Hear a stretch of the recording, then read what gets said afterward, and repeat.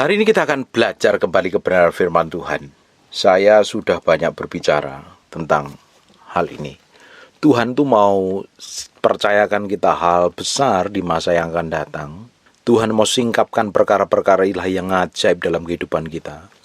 Tuhan mau pakai hidup kita menjadi representasi dari apa yang surga nyatakan di muka bumi ini. Tapi pada kenyataannya, banyak di antara kita masih hidupnya ngaco, hidupnya ngawur, berantakan, masih tidak bisa menang terhadap diri sendiri, hidup dalam dosa, hidup dalam kenajisan. Kalau kita masih belum bisa menang terhadap diri sendiri, tidak mungkin Tuhan akan bisa percayakan, surga mempercayakan sesuatu yang besar, perkaranya pewahyuan yang dalam kepada kita, nanti malah jadi batu sandungan. Makanya butuh hidup kita ini dipulihkan dahulu dari segala macam persoalan, dari segala macam problem yang ada ini. Harusnya sebagai anak Tuhan kita tahu bahwa setiap problem yang diizinkan Tuhan adalah bagian yang Tuhan rencanakan untuk membuat kita itu semakin hari semakin pulih, semakin kuat, semakin mengasihi Tuhan dan mencintai Tuhan. Tuhan tidak akan pernah biarkan kita keleleran, hancur, berantakan, kacau, dan babak belur. Tuhan tidak akan pernah biarkan itu. Tuhan kita adalah Allah yang baik. Dia akan tetap menyertai, dia tetap mengurapi, tetap melindungi. Tapi setan selalu akan bikin sesuatu yang bikin kacau kita. Makanya kita harus dengar suara Tuhan, kita harus ngikutin apa yang Tuhan mau. Kita mau dengar-dengaran apa yang Tuhan mau. Tuhan mau hidup kita itu dipulihkan total. Dipulihkan total di hadapan Tuhan. Dan itu dibutuhkan komitmen bagi setiap orang percaya untuk menaruh hatinya di hadapan Tuhan. Ada beberapa orang yang masih hidup dalam perzinahan, dalam perselingkuhan, hidup dalam kekotoran dan kenajisan, masih melakukan dosa, masih mengerjakan hal dosa untuk mendapatkan uang dan lain sebagainya. Bagaimana mungkin hidupmu bisa dipakai menjadi representasi Tuhan kalau masih kotor dan najis? Nah, itu perlu dipulihkan dahulu. Ada beberapa orang yang masih hidupnya kacau, belum menang terhadap diri sendiri. Hidup dengan kecemasan, kekhawatiran akan masa depan.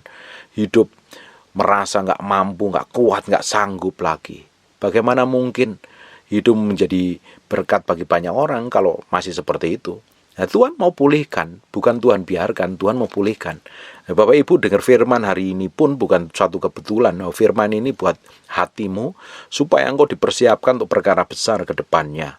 Makanya dibutuhkan hati yang mau diajar, hati yang mau bertobat, hati yang mau terus mengerti kehendak Tuhan, hati yang mau diremukkan, diproses untuk mengerti apa yang Tuhan mau. Kita ini terus belajar dari hari ke hari. Saya pun masih belajar setiap hari dengar apa yang Tuhan mau. Keputusan saya yang harus ambil harus tepat seperti apa yang Tuhan mau. Sampai hari ini pun saya belajar. Kita harus tetap, hati kita ini harus tertujunya kepada Tuhan, bukan tertuju pada persoalan. Nggak perlu ada kekhawatiran dan kecemasan sebenarnya kalau kita ini kenal Tuhan. Apa sih yang perlu kita khawatirkan? Kalau kita kenal Tuhan, nggak perlu khawatir, nggak perlu stres, nggak perlu panik, nggak perlu kacau, histeris, itu nggak perlu sebenarnya. Orang kita ngerti janjinya, kita ngerti kebenarannya. Apa yang perlu kita khawatirkan?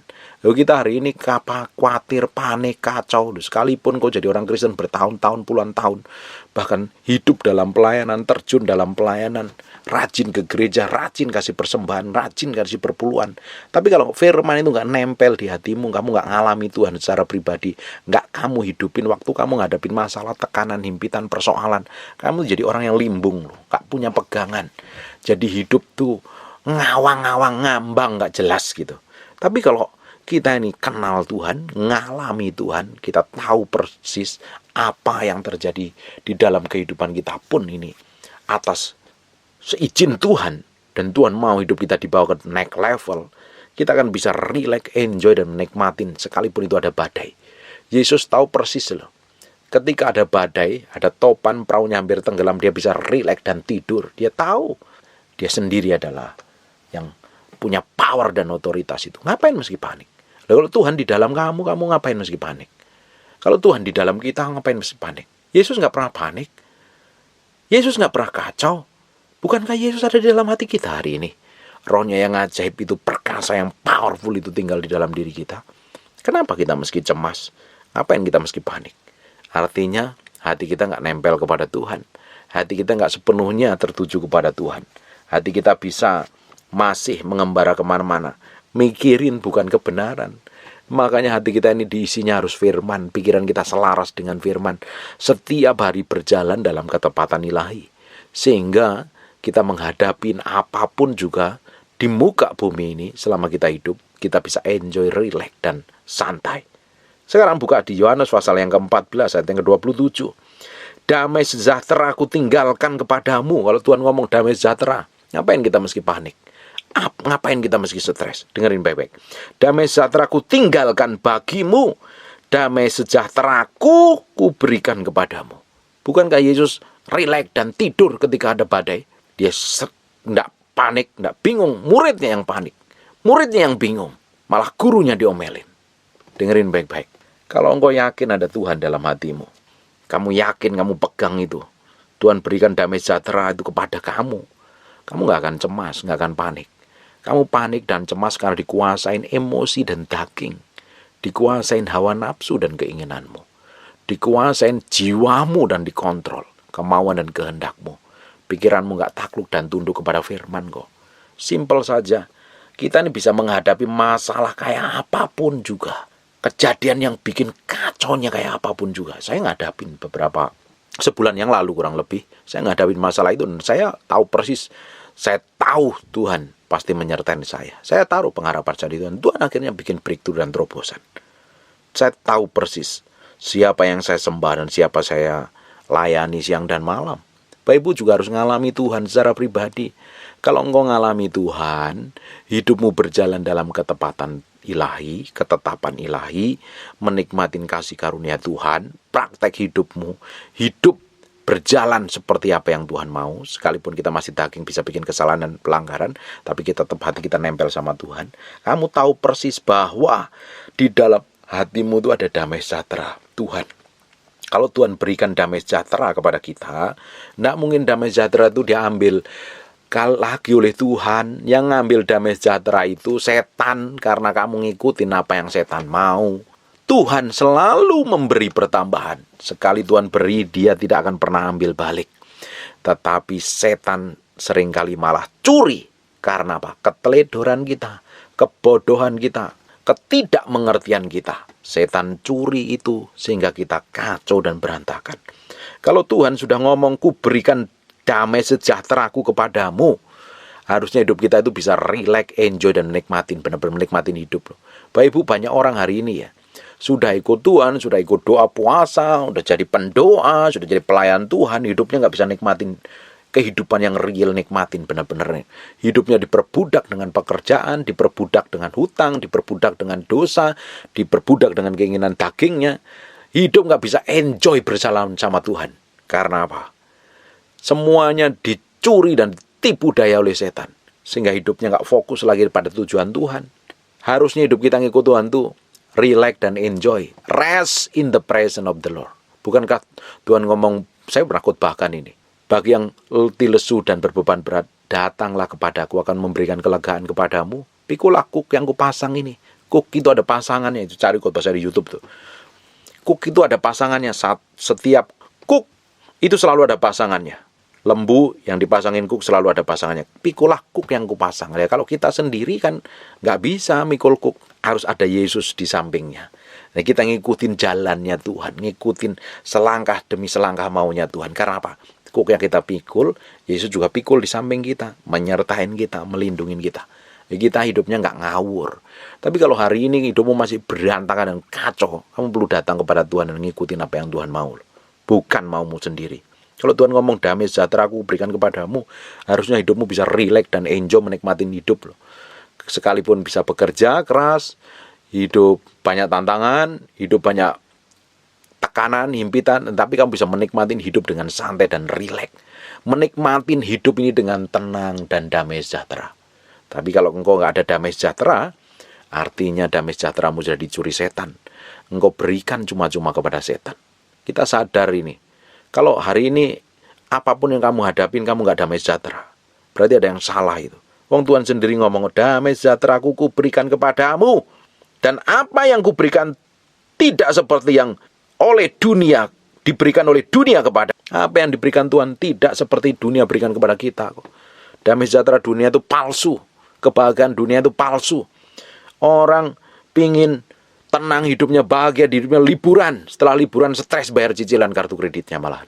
Banyak orang ditipu dengan damai sejahtera yang palsu, dengan beli mobil baru, beli baju baru, beli barang baru. Nanti 2 bulan, 3 bulan udah bosan, udah jenuh. Tapi damai sejahtera yang Tuhan berikan ini kekal dan abadi. Kalau kita nggak punya damai sejahtera ini, ada yang salah dengan hatimu. Ada yang salah dengan hidup. Kalau hari ini hidupmu masih kacau, berantakan, ngadapin masalah sampai bingung, cemas, penuh ketakutan, bahwa padahal Tuhan nggak pernah berikan roh ketakutan. Tuhan nggak berikan roh kekhawatiran. Kekhawatiran itu kamu yang bikin. Kecemasan kamu yang bikin. Karena kamu nggak berpegang kepada Tuhan, nggak kenalin Tuhan. Tuhan berikan damai sejahtera. Dan damai sejahteranya itu beda dengan damai sejahtera yang Tuhan berikan. Makanya, janganlah gelisah. Coba, hari ini orang-orang yang gelisah hidupnya. Hari ini orang-orang yang hidupnya kacau dan berantakan. Gelisah, dikit-dikit bingung. Bahkan ada sampai orang makan obat tidur. Hari ini obat tidur laku sekali. Karena apa? Orang gelisah, orang stres, orang bingung, orang panik. Karena apa? Nggak punya damai sejahtera. Dicuri setan. Yang dikejar bukan Tuhan. Yang dikejar tangannya Tuhan. Yang dikejar berkatnya. Tidak heran hidupnya nggak bisa menikmatin. Orang itu harusnya hidup kita hari ini itu harus menikmatin hidup ini dengan benar-benar bersama Tuhan. Kita bisa bekerja dengan santai. Kita bisa menikmatin hidup dengan bahagia karena kita ini disertain Tuhan, diberkatin Tuhan. Bukan malah kacau, panik, dan stres. Saya perhatikan ada orang-orang yang kaya, orang-orang yang kaya, benar-benar kaya. Tapi hidupnya nggak tenang, malah hidupnya penuh kegelisahan, stres. Bahkan sampai minum obat, tidur karena nggak bisa tenang. Karena apa? Kekayaan tidak akan pernah bisa memberikan damai sejahtera. Gak bisa memberikan ketenangan. Ada orang yang hidupnya susah, dikelilit utang, cicilannya banyak, juga stres, panik. Loh, gak kaya, gak miskin kok ternyata penyakitnya sama. Kenapa? Karena pengharapan dia. Damai sejahteranya, hatinya ditentukan oleh apa yang dia miliki, apa yang dia capai. Hari ini harusnya Tuhan yang jadi utama. Dan terutama, Tuhan harus jadi yang utama. Minta Roh Kudus tinggal dalam hatimu. Ngajarin banyak hal. Kalau Tuhan ngomong damai sejahtera aku tinggalkan bagimu, damai sejahtera aku kuberikan kepadamu. Dan apa yang kuberikan tidak seperti yang diberikan oleh dunia kepadamu. Jangan gelisah dan gentar hatimu. Engkau orang yang gentar hati, orang yang gelisah, orang yang kacau, orang yang panik, orang yang bingung. Bereskan hatimu di hadapan Tuhan, cari Tuhan. Rest in the presence of the Lord. Diam di kaki Tuhan. Jangan harus berusaha melakukan ini, melakukan itu. Berpikir, ngapain kamu mikir yang gak tahu jalan keluarnya. Lebih baik kamu mandi, tidur, makan kenyang. Relax. Jangan mikirin yang bahwa ibu gak tahu jalan keluarnya. Serahin dulu kepada Tuhan. Berserah sama Tuhan. Dan tanggung jawab atas semua yang Tuhan percayakan kepadamu hari ini. Kalau dipercayakan berkat, pekerjaan, usaha, atau apapun, kerjakan dengan baik. Lakukan dengan baik. Pak, berkatnya nggak gede, Pak, hanya kecil. Kerjakan dengan baik. Dari permulaan yang kecil, kau setia, Tuhan akan tambahkan. Enjoy saja. Orang itu harusnya ikut Tuhan tuh menikmatin hidup kok. Tapi banyak orang Kristen ngikut Tuhan kok nggak bisa menikmatin hidup. Karena apa? Daging yang menguasai. Daging yang ngontrol. Kalau dagingmu belum dimatikan, kamu gak akan bisa menikmati hidup bersama Tuhan. Daging ini akan selalu nuntut. Pingin kaya. Pingin yang bagus. Pingin yang mewah. Pingin yang enak. Pingin yang ini. Ya kamu gak bisa menikmatin. Kamu diberkatin sedikit, kamu bisa bersyukur. Kamu bisa menikmatin itu. Kamu bisa diberkatin banyak, kamu juga bisa bersyukur. Kamu dipercayakan jabatan biasa saja, kamu bisa menikmatin. Kamu dipercayakan jabatan tinggi, bisa menikmati. Kamu dipercayakan berkat kecil, kamu bisa enjoy dan relax bersama Tuhan. Dipakai Tuhan luar biasa, kamu dipercayakan berkat besar, juga jadi berkat lebih gede lagi. Orang itu bisa nikmatin Tuhan dalam segala situasi dan kondisi, kalau kamu kenal Tuhan. Tapi kalau daging yang ngontrol, daging yang mengendalikan, ini akan menjerat kita dengan berbagai macam pemikiran-pemikiran jahat dan palsu, mengejar kepuasan yang palsu, mengejar damai sejahtera yang palsu. hari ini bagi orang-orang yang sedang gelisah dan gentar, datang kepada Tuhan. Tuhan janji untuk berikan damai sejahtera. Kalau Tuhan janji berikan damai sejahtera, Dia akan menyertai kamu. Dia akan menyertai kamu. Coba perhatikan ayat yang ke-23 ya. Di Yohanes 14 ayat 23. Jawab Yesus, jika seorang mengasihi aku, ia menurutin firman-Ku. Kalau kita mencintai dan mengasihi Tuhan, kita akan ngikutin firman Tuhan. Bagaimana kamu ngikutin firman Tuhan kalau kamu nggak baca firman? Kamu mengikutin kata-kata siapa? Makanya perlu disiplin itu. Orang Kristen itu meski pegangannya firman, meski baca firman. Kalau malas baca firman, dengerin khotbah. Dengerin khotbah saya tuh, hidupmu pasti berubah itu. Udah dikhotbahin keras begini, kalau kamu nggak ambil keputusan hidup benar, maka keterlaluan. Kalau kamu nggak mau baca firman, dengerin khotbah saya aja. Pasti saya itu selalu ngomong firman dan di hatimu pasti jerit-jeritan harus ngikutin firman. Kalau kamu mencintai Tuhan dan mengasihi Tuhan, kamu akan mengikutin, menurutin firman. Kamu menurutin firman kalau kamu tahu firman tentunya. Paling tidak kamu dengar khotbah. Dan Bapakku akan mengasihi dia, dan kami datang kepadanya dan diam bersama-sama dengan dia. Tuhan sertain kamu, Tuhan tinggal di dalam kamu kok. Apa yang kamu perlu khawatirkan? Apa lagi yang perlu kamu khawatirkan? Ketakutkan, cemaskan, bingung lah. Nggak ada. Barang siapa tidak mengasihi aku, ayat 24, ia tidak menuruti firman-Ku. Orang yang nggak mengasihi Tuhan, nggak mengikuti firman-Nya, tentu saja. Orang yang nggak mengasihi pasangannya, nggak mengasihi dan nggak mencintai pasangan hidupnya, dia bisa melakukan kejahatan apapun juga loh. Kalau pasanganmu itu selingkuh, pasanganmu berbuat jahat, dia sebenarnya nggak cinta sama kamu. Karena dia nggak ngasihin kamu kok. Kalau kita ini mengasihi pasangan kita akan hormatin pasangan kita. Sekalipun kita sendiri di hotel sendiri, pergi keluar kota sendiri, kita tahu kita hormatin pasangan kita nggak mau melakukan hal jahat. Sekalipun ada godaan, ada tantangan, bagi yang perempuan adalah laki-laki, bagi yang laki-laki ada perempuan, kamu tidak akan tergoda karena kamu tahu hormatin pasanganmu. Sama, kalau kita ini mengasihi Tuhan, kita akan ngikutin firman-Nya. Nggak mungkin nggak ngikutin firman-Nya. Kalau kamu ngasihin Tuhan, tapi kamu masih gampang kepahitan, benci, jengkel, marah, tersinggung, uring-uringan, kamu sebenarnya nggak mengasihi Tuhan. Mulutmu yang mengasihi Tuhan, tapi praktek kelakuanmu nggak mengurutin firman-Nya. Barang siapa tidak mengasihi aku, ia tidak menurutin firman-Ku. Dan firman yang kamu dengar itu bukan daripadaku, melainkan dari Bapa yang mengutus aku. Perhatikan baik. Semua itu kukatakan kepadamu selagi aku berada bersama-sama dengan kamu. Ayat 26. Tetapi penghibur, yaitu Roh Kudus, akan diutus Bapa dalam namaku. Dialah yang akan mengajarkan segala sesuatu kepadamu dan akan mengingatkan kamu akan semua yang telah kukatakan kepadamu. Ini Roh Kudus sertain kamu, tinggal di dalam kamu. Kurang apa lagi? Kurang apa lagi? Ayat yang ke-14-nya perhatikan baik.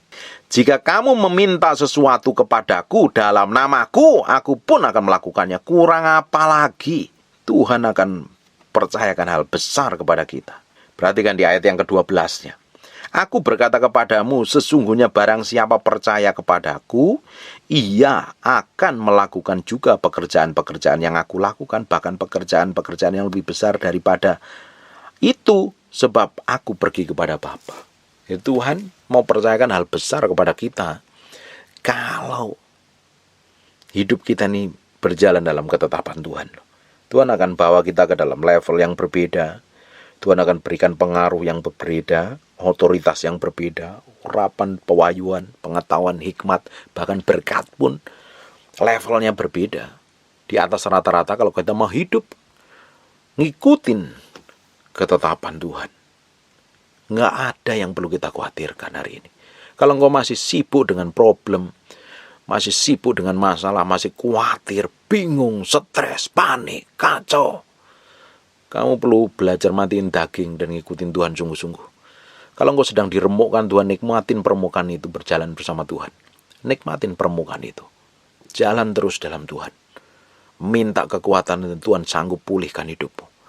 Tuhan sanggup buat hidupmu dipakai Tuhan secara luar biasa. Menang terhadap diri sendiri. Menang terhadap diri sendiri.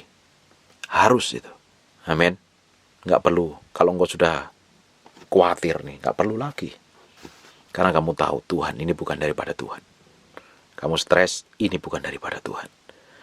Kamu bingung, kamu gentar hati, itu bukan daripada Tuhan. Ngomong sama Tuhan. Ini bukan daripada Tuhan. Aku mau damai sejahtera Tuhan yang melampaui akal dan segala pikiran tinggal di dalam batinku. Kamu bisa nyembah Tuhan, kamu bisa cari Tuhan yang hidupmu pelan-pelan. Dibawa ke dalam level yang berbeda. Dalam pengurapan yang berbeda. Dalam kuasa dan otoritas yang berbeda. Dan nama Tuhan akan dipermuliakan melalui hidupmu. Amin. Enjoy. Pak, gimana mungkin Pak saya bisa tidur? Masalahnya ini genting Pak. Segenting apa sih masalahmu? Bukankah Tuhan yang mengendalikan segala sesuatu? Pak, saya ini udah divonis dokter Pak. Saya meski mati 3 bulan. Tuhan yang pegang nyawamu, bukan dokter. Pak, saya akan disita bank ini, aset-aset saya. Yang punya langit dan bumi adalah Tuhan. Kamu kenal Tuhan. Tuhan akan beresin masalahmu. Tuhan itu tidak akan biarkan kita keleleran, melarat, miskin, menderita. Kalau kamu cari Tuhan sungguh-sungguh, Tuhan akan proteksi dan jagain dan berkatin kamu. Ingat, perumpamaan anak yang terhilang, 2 anak yang terhilang. Yang satu, biasa hidup dengan Tuhan, bapaknya. Tapi hatinya dekil dan jahat, iri. Gak mau masuk pesta adiknya. Ia terhilang juga. Yang satu lagi, sudah hidupnya kacau, tidur dengan pelacur, minta warisan dihabiskan. Ketika dia balik kepada Tuhan, dipulihkan Tuhan. Dipulihkan Tuhan. Tuhan bahkan nyamperin, ngelihat dari jauh, bapaknya nyamperin. Ditunggu setiap hari anaknya balik apa enggak. Hari ini pun juga Tuhan setiap hari nunggu kamu balik kepada dia kok. Ketika kita balik kepada dia, Tuhan akan peluk kita. Tuhan akan pulihkan kita.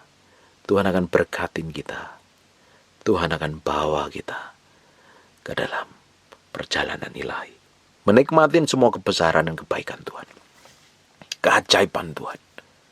Dia adalah Allah yang perkasa dan luar biasa. Amin. Sekarang tutup matamu, tutup Alkitabmu, Bapak dalam nama Yesus mau berdoa. Tuhan campur tangan. Tuhan berkatin setiap orang yang mendengarkan firman ini. Ada damai sejahtera yang tanpa batas melingkupi. Bawa mereka untuk mencintai dan mengasihi Tuhan. Menomorsatukan Tuhan lebih dari apapun juga di muka bumi ini.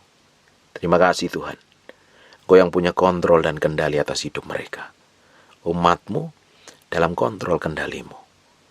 Bagi yang bermasalah, punya hutang, punya problem keluarga, punya problem dengan anak, punya problem dengan menantu dan mertua, punya problem dengan bos, punya problem dengan siapapun juga. Engkau yang punya kontrol dan kendali. Ajarin mereka menaruh hati kepadamu dan bergantung sepenuhnya kepadamu. Menikmatin semua kebajikan dan kemurahanmu. Hambamu berdoa, biar kasih karunia Tuhan melimpah-limpah. Melimpah-limpah. Melimpah-limpah. Terima kasih Tuhan. Hambamu berdoa, campur tangan ilahimu. Memberkati semua orang yang mendengar firman ini. Dan hambamu berdoa untuk orang yang sakit. Yang sedang terbaring, lemah di ranjang. Hambamu berdoa oleh bilur Yesus, darah Yesus. Jadilah engkau sembuh. Jadilah engkau tahir. Pulih seperti sedia kala. Dan Tuhan perpanjang umurmu. Dan pakai untuk memuliakan nama Tuhan. Dalam nama Yesus. Jadi seperti yang kudoakan dan katakan. Haleluya. Amin. And God bless you.